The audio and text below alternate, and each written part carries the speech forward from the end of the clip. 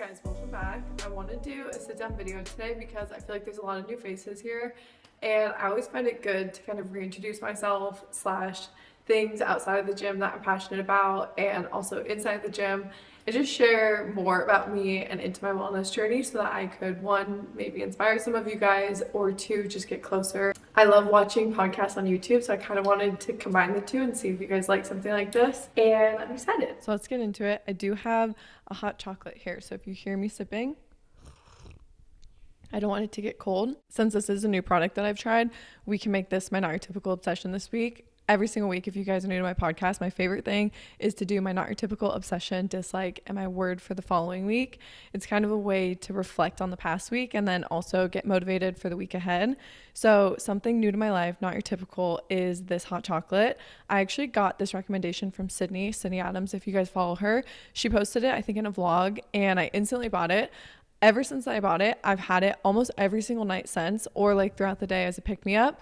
You guys know I do go to the gym and I am sweating most days, and when I do sweat, I love to replenish with electrolytes. It's a supplement that has honestly been in my routine for the past 2 years, and I will switch it up and do different brands and different flavors just so it doesn't, I don't know, get like a stale habit for me. I feel like for me with habits, if I do something every single day, I do like to kind of switch it up and make it exciting. And that's exactly why I bought these. I feel like making it hot is a game changer because, one, I've never had hot electrolytes before, and two, it's like the most cozy drink that I actually look forward to, and it kind of masks that salty flavor, even though I do love the salty flavor. This one specifically is a hot chocolate caramel, like a sea salt caramel, so the saltiness of it does pair really, really well with the hot chocolate. But the most complaint that I hear from you guys when you try electrolytes that I recommend is that it's super, super salty, which if I'm drinking it not hot, I'll just do more water. So I'll do like 32 ounces of water with one packet, so it kind of dilutes it. But this, I feel like it masks it really, really well because it is hot. So if you don't like the other ones, definitely give this one a try. It's just so good. I honestly just do it with water. I've done it with milk, and I feel like it tastes the exact same to me. So that could be one of my not your typical obsessions. But the one that I was actually going to share today actually has to do with kind of the way that I've been viewing life lately. And I don't want to get too deep in this, but you guys know I do like to deep dive in certain things. And I actually went to a funeral last week, and it was a celebration of life for my uncle. And I spent a lot of time with my entire family, and it was just a really good reminder to just be so grateful for every single day. And I usually don't talk about things like this because as someone who listens to podcasts, like sometimes going too deep into this, it like kind of freaks me out. And I am someone with anxiety, so I try not to like overthink, that every single day could be your last day. But I do feel like it is a really important reminder. Sometimes it's easy to overlook the every single day blessings that we have. And sometimes when something opens your eyes a little bit more, that was a really, really valuable lesson that I learned this week. And it put a different lens in my eyes. I put different shades on, and I was just super, super thankful and happy to honestly just be living my every single day life. And I want to carry that into every single week. So I thought I would share it with you guys. My not your typical dislike this week is something that I did kind of turn into a positive. So I think we all have a little bit of fatigue with social media. At least I do for sure. Like when I'm scrolling, I just think there's a lot of familiarity and a lot of content. Like it's a lot of like get ready with me, or it's a lot of like nail inspo or like home inspo, fashion, overconsumption. Like I'm not saying these things are bad things because obviously I love these things. I love shopping. I love new recipes. I love getting my nails done and taking you guys with me for certain things. I'm not saying it's a bad thing that this is all over online. It's actually a great thing because I think it's amazing to see all these people doing content. I just think we all as viewers, some of us get a little bit overwhelmed when it's like just a lot of perfectness, I guess you could say, online. And I think that's what social media is. So of course you're going to feel burnout with it sometimes. But on top of that, just in the side of it being a job, I think that there's definitely been divots in maybe the outcome of social media for me, at least. Like sometimes I get confused if it's me or it's the algorithm. Is it my content that sucks? You know what I mean? Especially when you do put a lot of effort into something.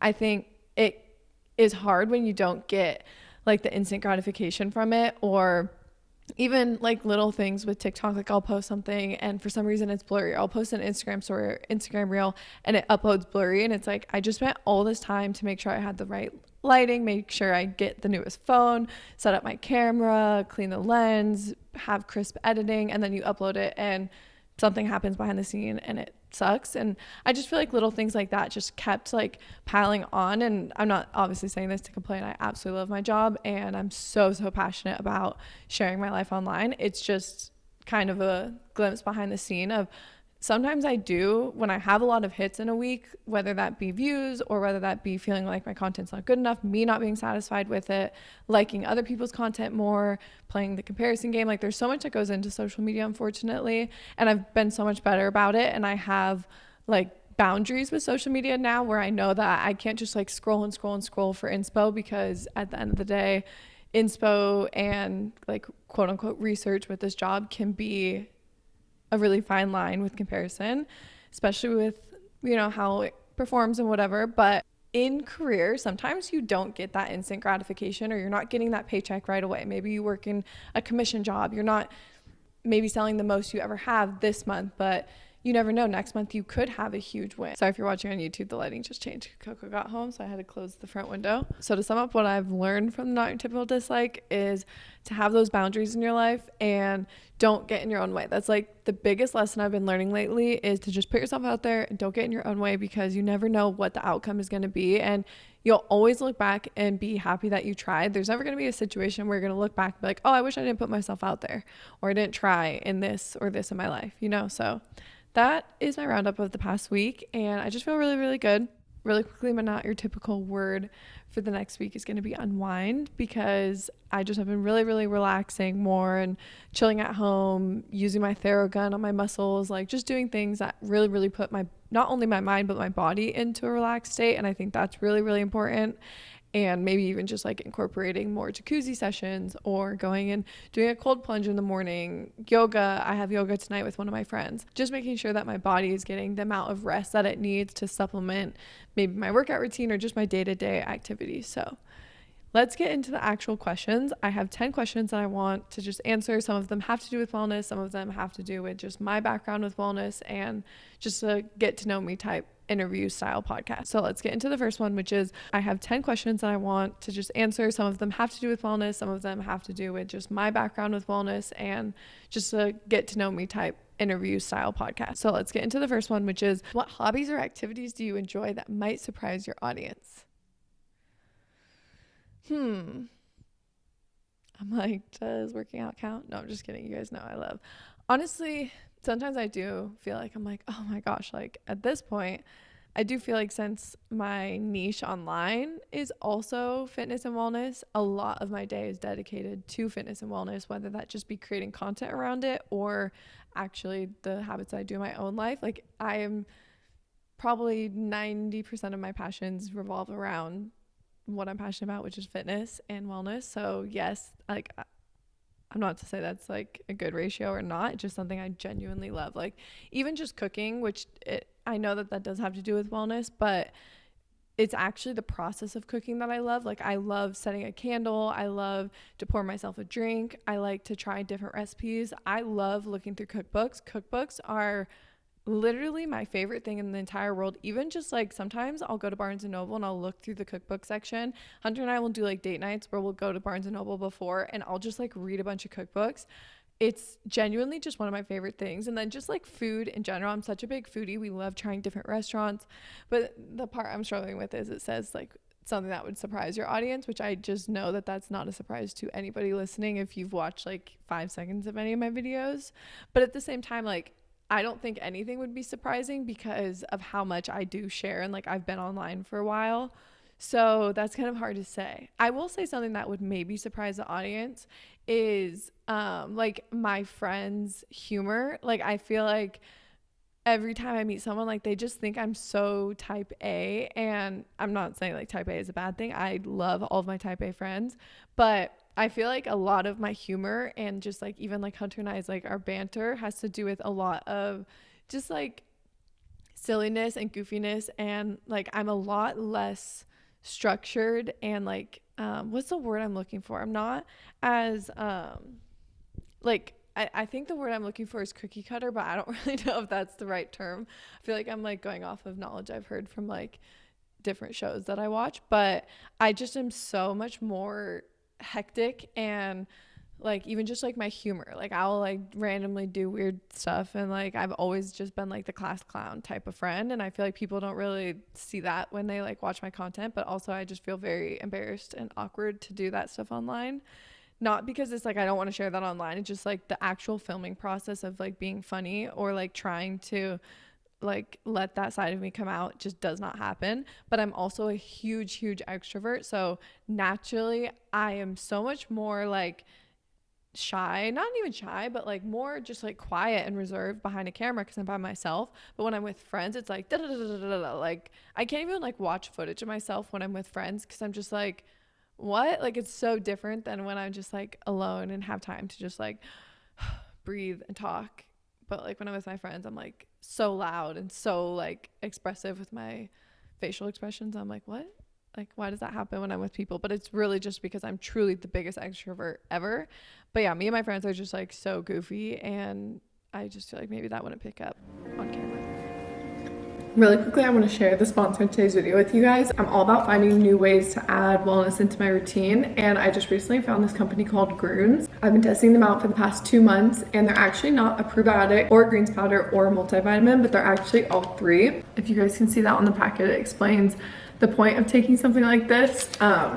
It can help with your gut health, your energy, your immunity, your cognition, which is your brain, your beauty, your recovery. As someone that obviously is working out a lot and really prioritizes feeling good, having something like this that I can quickly take every single day and better my health is so important to me. They actually come in these packets that have 8 gummies because they can't fit all of the nutrients that they put in these in only 1 gummy. They actually have 60 ingredients in them. They're all whole food vegetables, whole food fruits, vitamins and minerals, super mushrooms, antioxidants, adaptogens, gut health prebiotics, and they also break down the entire supplement facts on the package, and you can also read the ingredients. If you've ever done your research about supplement brands, you know that there's a lot out there that won't give that type of information. They're actually vegan, gluten-free, nut-free, dairy-free, and they have no artificial flavors or colors, and they really care about the dose that's going into their supplements. I'm gonna link them down below if you guys want to check them out, and if you do use my link, you'll get up to 45% off, which is such a good deal. So thank you so much, Groons, for sponsoring today's video.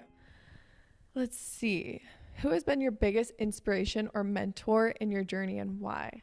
I actually love this question because it's a good thing to know that you will never know who's going to come into your life.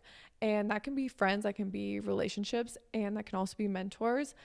I have honestly had so many mentors in my life. Like I've always been someone who loves to look up to someone. I love to learn from someone, and I've had different coaches obviously in my life. I've had different friends who were maybe older than me or wiser than me by some extent. And right now I would say in my life, someone that I'm really looking up to is my trainer. And I do think it's because it's opened my eyes so much to training in person. And I feel like me personally, I never thought that I was like struggling at all with like my motivation with fitness, but I've just learned by having a trainer in person, someone to hold you accountable to every single exercise, is honestly life-changing. It's the best thing that I've ever invested my money into, and it's taught me so much about my own self-confidence in the gym and also my ability to like push through things, because I feel like when you're by yourself, it's a little bit easier.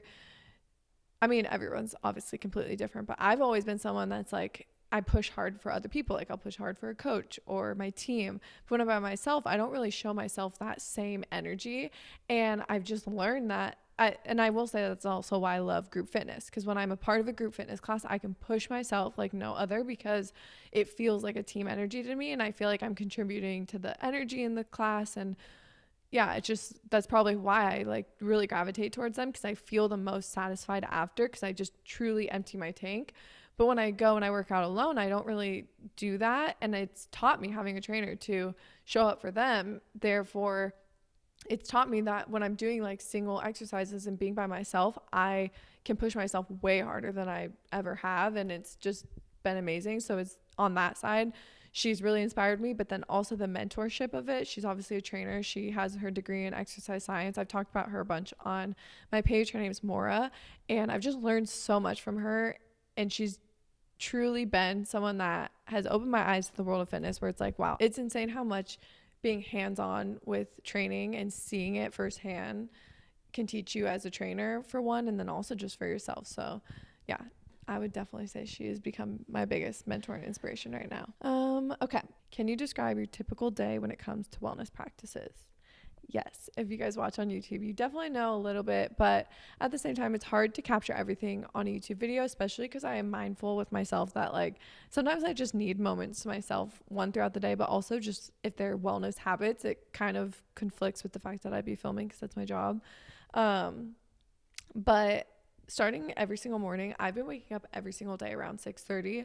Yes, there's definitely days I snooze my alarm. Actually, today I snoozed my alarm and I didn't wake up until like 8. And for me, like that's a pretty good time. It's not like I'm like, oh my gosh, I slept in. But 6:30 gives me enough time to romanticize my morning, which we are all so exhausted by the term romanticize, but truly that's the best word that I can say. Like I feel like I've learned through my family to romanticize things. Like this is actually so wholesome. I need to find my phone, or I'll put a screen share on my screen. But my dad's been in Minnesota this week and he's been sending me photos every single day of like, oh, this is where we're having our morning coffee. Here's our breakfast spread. Here's our dinner spread. Here's the trail that we went and hiked on. Like it's really funny. I was just talking to Hunter about this. My family romanticizes their life like more than I do. And it just made me realize, like, even just those photos from my dad, that that's where I got it. I've always been surrounded by family and friends and people who romanticize their life, and I gravitate towards it because it's just like the every single day things that are the biggest part of your life. So why would we not try and like make them 10 times better? And I feel like from even just going to restaurants that we've never tried as a family, or my mom has always, when she cooks, she'll set the table really nice. She'll put out charcuterie. She'll like really make a nice meal that takes her honestly hours to make. She looks at the cookbooks. It's just always been like a thing with my family that everything is just like extra. And also Hunter's family is like that too, which I think is also why we like really relate on that. And we love like just making things a moment and drawing out the process of things to genuinely enjoy them. So yeah, I will always do that every single day. I'll drink my coffee. I'll play music if I want to. I'll play like a fireplace on my screen, and I'll sit on the couch and I'll put the blinds up so it's sunny, and I'll cuddle Coco and I'll do tricks with her. I'll make it fun. I'll make myself a nice breakfast every single day. It doesn't have to be this like crazy long thing. It can be short. Like it's usually like 30 minutes for me every single day. I will check my emails after that. So I'll usually go on my computer and work for a little bit in the morning, but I don't like to leave anything that's really important for work from the day before for the morning. So if I have, say, a video that's due by 10 a.m., like I will finish that the night before, because I know that I like to work out in the morning, and that's just something that I fit into my schedule. Obviously, my schedule is going to be a little bit more flexible, and I know that, and it's definitely a privilege, but it's something that I've honestly always tried to do. So even when I was working at, say, Orange Theory, like sometimes I would go on shift early and work out, or I would try to fit it into my schedule. Obviously it's different. I work at a gym, it's easier. But there's just been other times in my life too where I've had desk jobs and I've tried to work out in the morning, or just again have those like moments for myself in the morning. So I don't like to leave anything pressing for the morning time, and that really starts with me writing an agenda every single week / every single day. Like I plan my days to a T because I don't want to run into anything that conflicts with my schedule or makes me feel like rushed, especially with the pride that I put into social media and my job. Like I don't want anything to feel rushed, even though there's obviously going to be those days where I do. And I have honestly been struggling with how much has been on my plate lately, and time management has never ever been something I'm good at. So I really have to put effort towards it. I have to do my agenda. I have to set timers. I have to set reminders. I have to have a management team to help me. Like I definitely have to work on it, but it's something that I've really made an effort to do. So every single day I'll check my email, do like the smaller things, set up my day, make a plan for the day. Like I said, have my breakfast, and I'll go to the gym. I have, like, for the past 2 years, I've always like chosen a gym that's a little bit farther away because I really like the process of driving to a gym and maybe getting a coffee on the way. Usually now though, I typically just drink my coffee on the way. Like I'll pour it in a to-go container. Not really a Starbucks girl or coffee out person. I just like it at home now, or a breakfast out person, but I'll drink my coffee on the way to the gym, listen to my favorite music. I love listening to my playlist. I have a workout playlist. I can link it in the show notes / description box, because nothing hypes you up more than music that you genuinely love. And I have to put myself in the mindset of working out. And I feel like if I was just going to a gym 5 seconds from me, like I wouldn't have that time to like hype myself up. But obviously everybody's different, and there's different ways you can hype yourself up. Some people use pre-workout. I'm someone who doesn't like pre-workout. I'm too anxious for that. So yeah, I just drink my coffee. I listen to my music. And then I always warm up on the treadmill about 5 minutes, maybe 10 minutes before my lifts. If I'm going to spin, obviously I just go straight into the workout class, but I'll warm up, and then I always do dynamic stretching before I lift. My lifts are usually, this is a lot, but it's usually an hour to an hour and 15 minutes. But that's also because I do prioritize rest, because I do get fatigued a lot with my lifts, and I'm like really working on building my strength and stuff and my endurance with lifting. And then some days, most days, I do finish my workouts with cardio, and I'll go on the stair stepper for 20 minutes right now, or I used to go and like walk out an incline, but I really like to do the stair stepper now. I find it's way more enjoyable mentally for me than going on the treadmill. If I did have nice weather, I would probably supplement that sometimes with just walking outside, because I love low intensity exercise. And I do like to do cardio every single day, whether that be a walk or in low intensity, or obviously spin class, because I love spin. So after that, I'll come home. I'll always have a post-workout snack, whether that lines up with lunch or just having a snack that's high protein. I also like to focus on carbs and fat with my post-workout, because I just need to replenish my energy. I'll have electrolytes, I'll have water, I'll have my supplements. I don't like to take my supplements right after I have my coffee. And then I usually take a shower, and then I get into my work day, which is obviously different every single day for me. So that is my wellness routine. It's very wellness heavy in the morning for me. And then the second I finish up my work day, like whether that be filming or editing or cooking, I just honestly sit on the couch for 6 hours at the end of the night. We do walk Coco at night, so that's one wellness habit. And my nighttime routine is like consisted of skincare for 5 seconds, tea. So there's a few wellness habits, but it's like pretty heavy in the morning.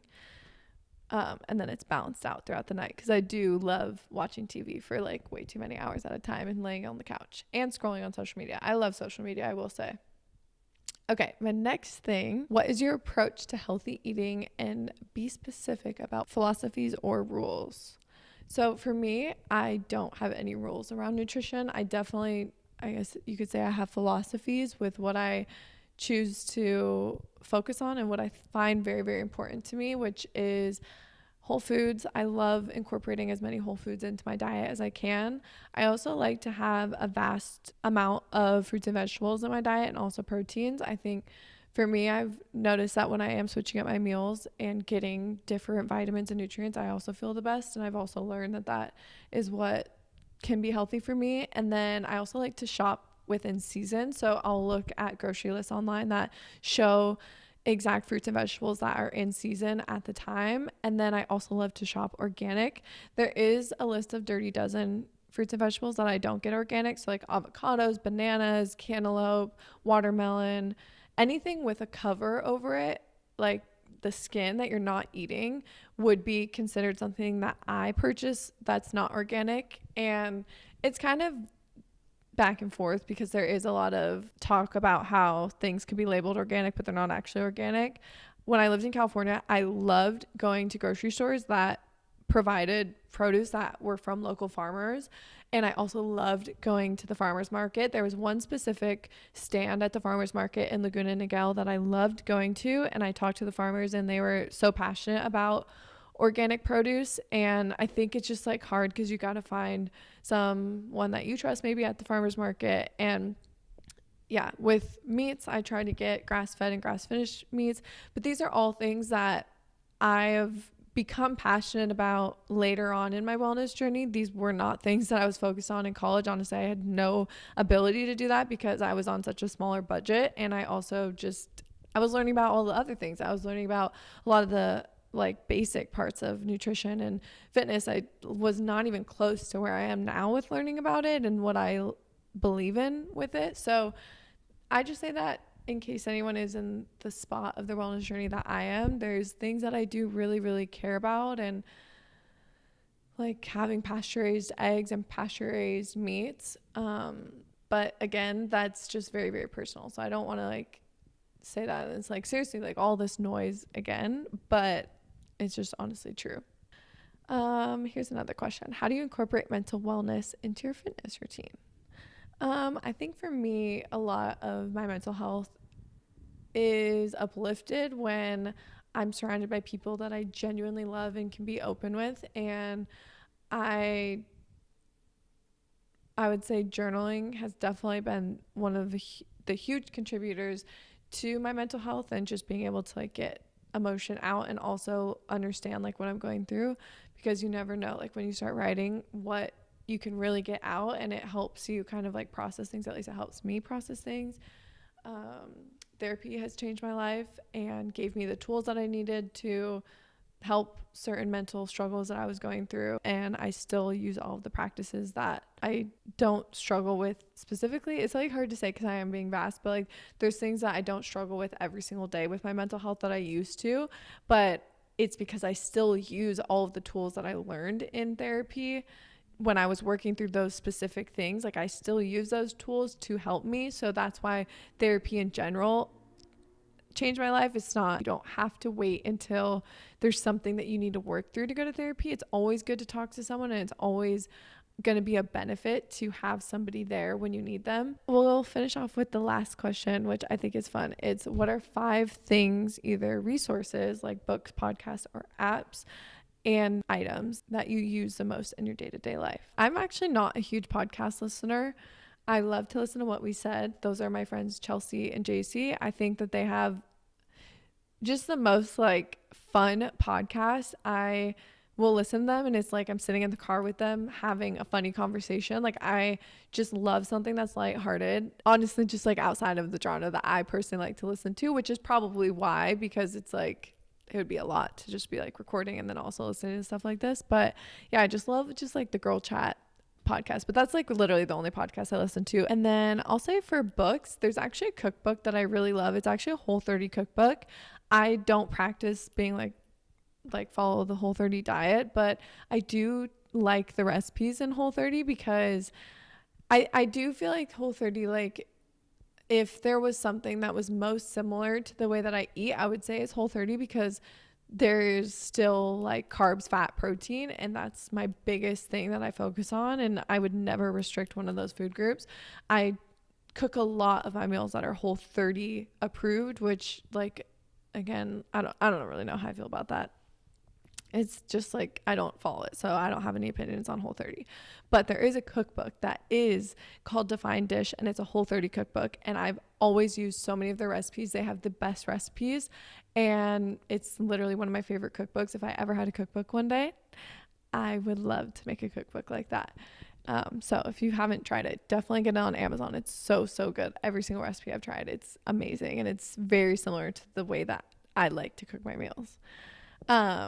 And then in terms of items, I would say my coffee machine. It makes me happy. It gets me up in the morning, and I also really enjoy like the process of making coffee. I feel like it wakes me up.